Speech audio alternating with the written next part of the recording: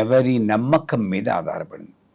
ఇప్పుడు నేను పెట్టచ్చని చెప్పినా వాళ్ళు చూసేవాళ్ళు ఆహా గురుకరణమై పెట్టచ్చన్నారు వాళ్ళు పెడుతుంటే మళ్ళీ ఇంకో వీడియోలో అన్న పెట్టకూడదు చచ్చిపోతారు అంటే తీసి పారేస్తారు, ఏ చెట్టు కింద పడేస్తారు.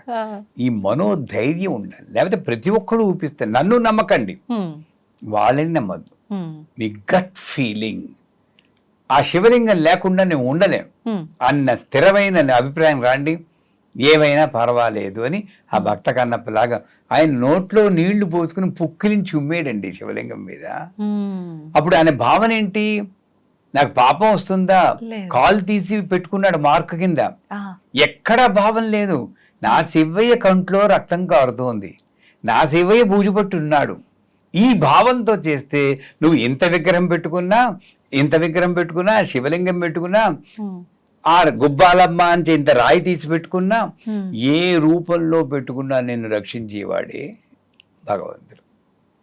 సో నాకు వాళ్ళు చెప్పారు వీళ్ళు చెప్పారు వాళ్ళని బ్లేమ్ చేయడం తప్పు, మనదే తప్పు. ఎందుకు వినాలి?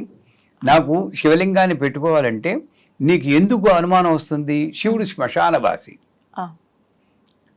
ఆ శ్మశానం నా ఊరు చివరో, ఇప్పుడు ఊరు మధ్యలోనే ఉంటున్నాయి శ్మశానాలు, అప్పుడు ఊరు చివర ఉండేవి. ఊరి మధ్యలోనూ ఉన్న శ్మశానం కాదు ఆ శ్మశానం.